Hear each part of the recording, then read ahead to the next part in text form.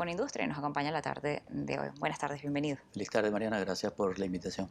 Bien, señor Luigi, quisiéramos conversar con usted, bueno, esta nueva etapa al frente de Conindustrias, cuáles son los retos que se enfrentan.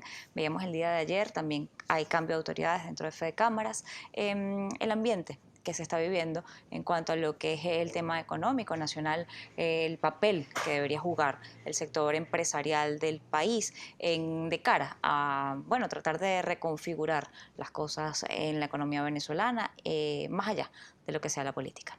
Sí, bueno, y en nuestro caso particular, en lo que es el sector industrial y de Conindustria, no es malo que venimos haciendo, es la continuidad de una labor que hizo mi amigo Adán Celes y nosotros trataremos de continuarla y si es posible superarnos a nosotros mismos. De entrada, bueno, seguir haciendo lo que venimos haciendo y uno de nuestros dos pilares fundamentales y que estamos diciendo es en primer lugar recuperar el salario y mantener la operatividad de la industria. Por supuesto que esto suena muy sencillo, pero para lograr esto debe hacerse un conjunto de cuestiones y en nuestro caso es influir. ¿Influir en qué? En la creación de políticas públicas que favorezcan un entorno favorable para la producción y la industrialización en nuestro país y un conjunto de medidas o leyes en las cuales consideramos que una de estas deben revisarse, otras modificarse y así sucesivamente. Ahora, dentro de esas leyes, específicamente, porque quisiera empezar por allí, que tienen que modificarse, hay algunas que están dentro del Parlamento Nacional en este momento en debate y precisamente hablan de eso, de procesos de industrialización, de abrir las puertas a la inversión extranjera, a la inversión nacional, caso como las zonas económicas especiales. ¿Cuál es la posición de Conindustria al respecto? Te cuento, no hay ley que atraiga por sí sola inversión alguna. Debe generarse confianza. Y para generarse confianza debe generarse un piso jurídico en el cual de verdad genere confianza hacia las instituciones que existen y hay algunas leyes que deberían desmontarse. En cuanto a la ley de las zonas económicas especiales, a mí me parece excelente esa propuesta de esa ley, solo que debe extenderse a todo el territorio nacional. Esa ley debería llamarse Zonas Económicas Especiales de Venezuela. Es decir, a todo el territorio nacional donde haya zonas industriales. En ese caso, al hacerlo así, ¿ustedes estarían o creen que habría beneficios para el sector industrial, que todos deberían tener los mismos Por beneficios? supuesto, es que fíjate que ahí hay leyes que nosotros hemos pedido, un incentivo, por ejemplo, fiscales. Ujú. Eso lo venimos pidiendo. Lo que no puede ser es a una zona específica, lo necesitamos todo. Todos estamos en el mismo nivel. También hay unas cuestiones laborales. Ahí, por ejemplo, se está Sí. diciendo de que no va a haber inamovilidad laboral, pero nosotros adicionalmente estamos pidiendo de que se revise la retroactividad en las prestaciones sociales que durante mucho tiempo se dijo que iba a beneficiar a los trabajadores y no es así. Nosotros tenemos en la industria uno de los mayores ingresos hacia los trabajadores, estamos cerca de $90, pero eso no es suficiente, pero también nos tienen que acompañar algunas leyes, tiene que haber esa estabilidad y sobre todo incentivo a que el empresariado no solo invierta nuevamente, sino que los que estamos nos mantengamos. Dentro de eso, específicamente las leyes o la aplicación de zonas económicas especiales, en donde se han aplicado, básicamente en Asia, quizá en otros países, estaban o iban en contra de muchos de los derechos laborales y es parte de lo que debería ser revisado en esa propuesta de ley. Además de eso, el tema de los aranceles o del pago de impuestos y la posición en la que quedarían ustedes como industriales nacionales ante la presencia o llegada de industriales extranjeros. En ese particular, fíjate, nosotros no gozamos de financiamiento, ellos afuera sí. Pero todavía sigue vigente un decreto de exoneración a los productos importados, lo cual consideramos perjudicial para la industria nacional. Entonces, por un lado se dice que se está beneficiando la industria, pero por otro lado se demuestra lo contrario. ¿Qué queremos? Es que se elimine por completo la ley de exoneración a los productos terminados que bien se pueden fabricar en el país. Si tú quieres darle una exoneración a algunos productos que no se fabriquen aquí y eso va directamente a favorecer al consumidor, pues bienvenido. Pero los que se fabrican en el país debemos tratarlo en igualdad de condiciones. Esto no viene ocurriendo, lo venimos diciendo hace muchísimo tiempo. Debo reconocer en el caso de calzado que sí se eliminó la exoneración, pero es que tenemos muchísimos otros sectores que están a la espera de ello. Eso también dinamizaría el aparato industrial y con ello lo que siempre hablamos, empleo, poder adquisitivo, incremento de los salarios. Eso va todo ligado aunado a lo que es y lo que venimos hablando, que es confianza. Dentro de esto, el tema laboral, quisiera consultarle el tema de estos derechos que ustedes dicen revisar, el tema de prestaciones sociales, pero más allá de revisar prestaciones sociales es que Venezuela se volvió un país de bonificaciones, donde no hay un salario o un ingreso que efectivamente cuente para el futuro. Los ingresos para el futuro son cero. En cuanto a lo que los trabajadores ganan, la mayoría son por bonificaciones, bonificaciones que no cuentan de Eso, cara a unas prestaciones. eso que acabas de decir ha dado en el detalle, es lo que queremos. Normalizar y legalizar todo lo que hacemos, pero con un marco de verdad que podamos hacerlo.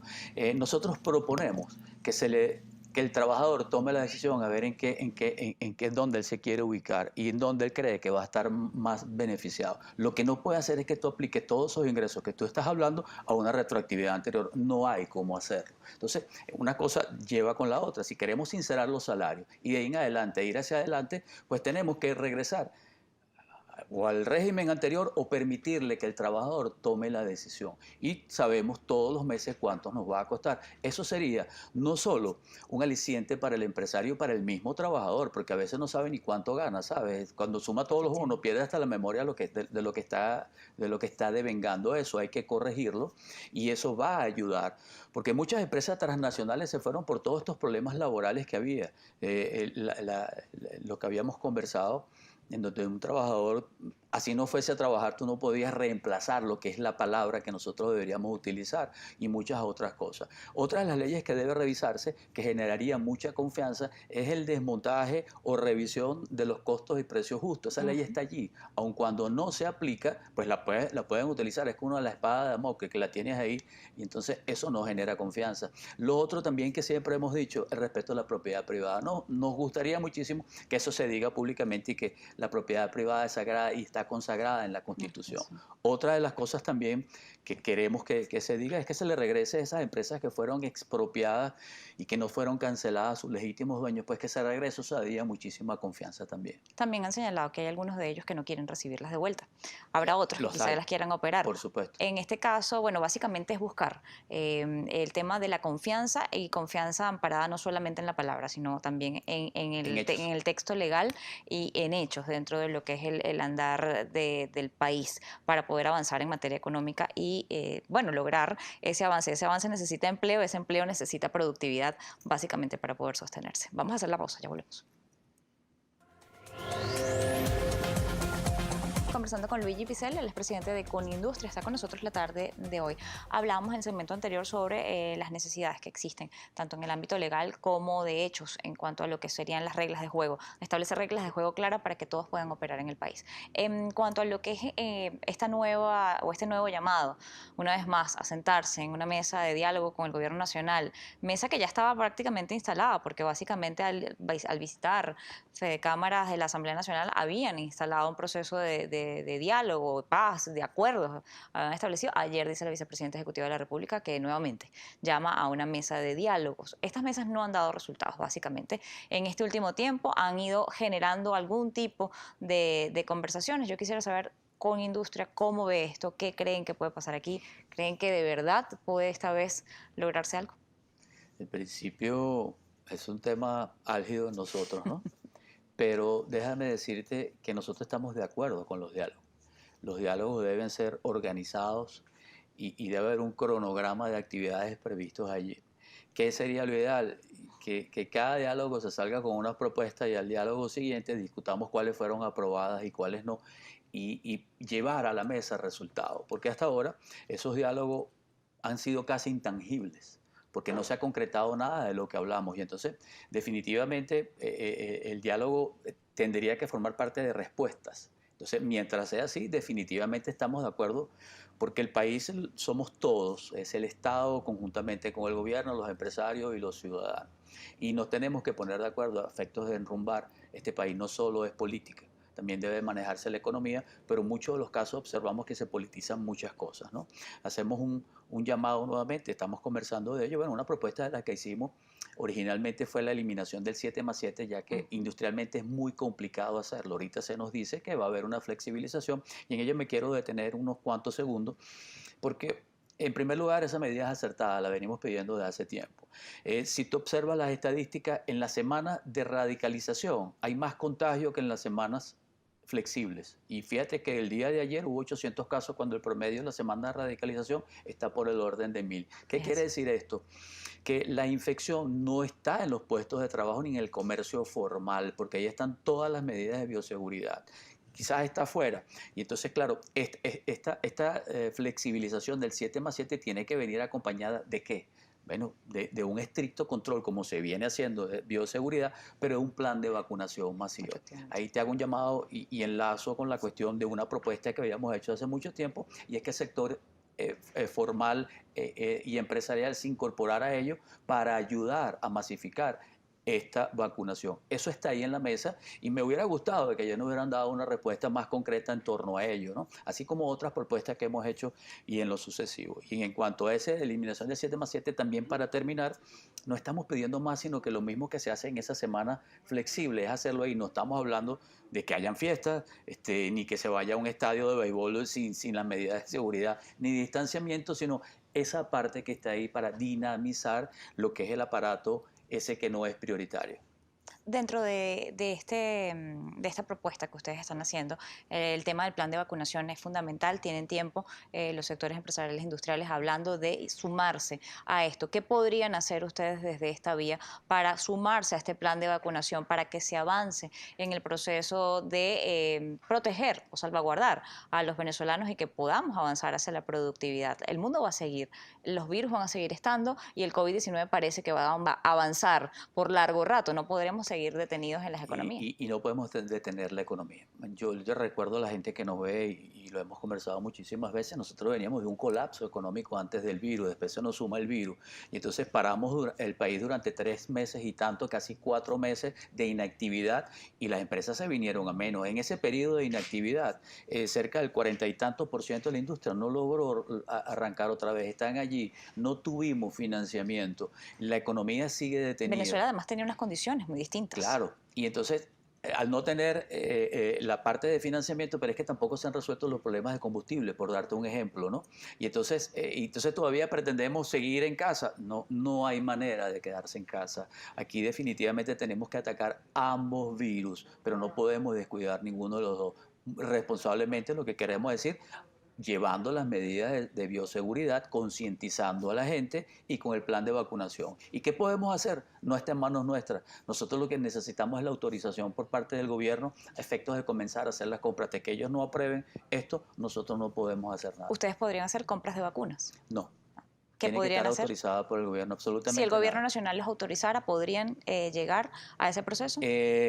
Por supuesto, es un periodo que es de 2 meses, pero también yo diría que uno tiene que abrir el abanico, no solo el Estado haciendo su papel con un plan de vacunación, que por ende el día de hoy yo diría que están vacunando, pero no hay un plan de vacunación. Efectivamente. Esto ya también lo han dicho y el COVAX tuvo un retraso e incluso están pagadas, están pagas las vacunas.